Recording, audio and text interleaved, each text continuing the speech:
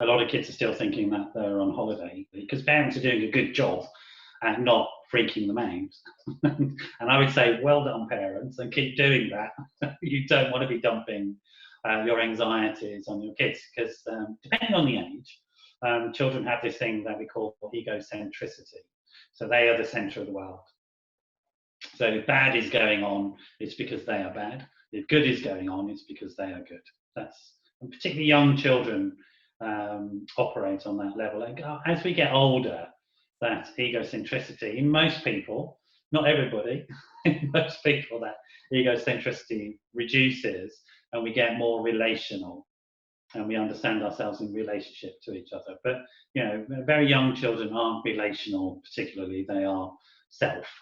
And it's emergence of self. So what will be happening for younger children developmentally is that the cues they'll be picking up on, they'll be pondering whether the anxieties that they can see in mum and dad and other people is because they've been bad in some way. So you just need to be aware of that. And the parents sort of listening to this and watching this already know that. Whether they know it or they've seen it, they know it some way. You can't always assume that particularly younger children, even really get some sense of that they know something is happening in the way that you and I are knowing something is happening. That they'll be knowing it in their own way.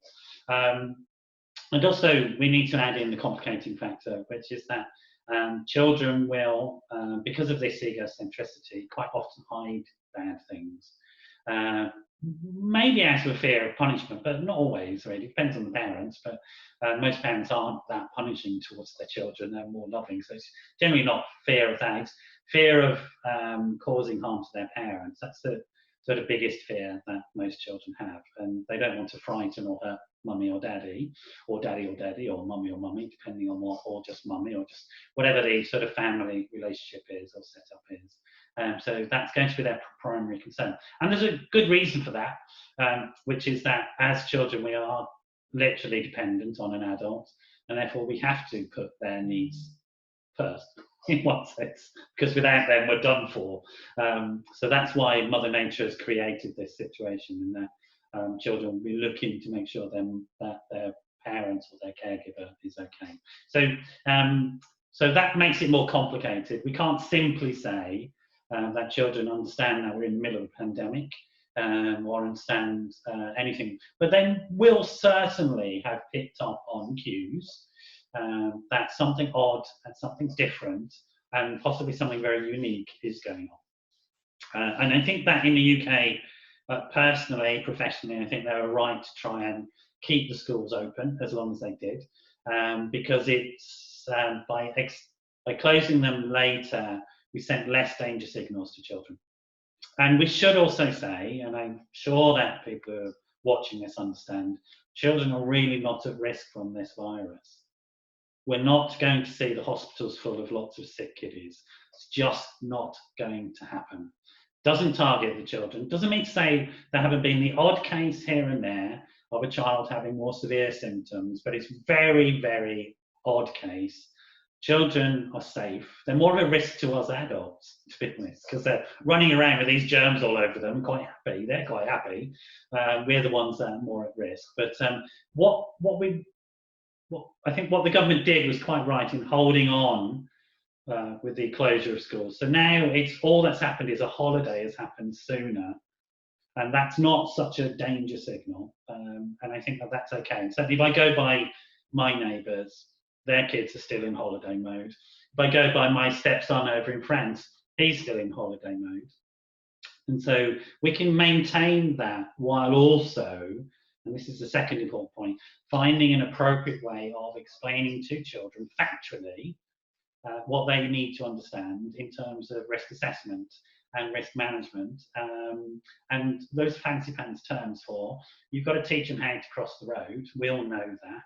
We don't terrify our children in teaching them to cross the road. We teach them appropriate responses, appropriate caution, and appropriate strategies. And that's what we need to be doing around the coronavirus and the lockdown that's going on in the UK at the moment, is to find appropriate ways, skills that you already have as parents, use those skills to talk to your children appropriately about the sort of risks that are out there and why their lives have had to change, and just give them simple factual information. But I think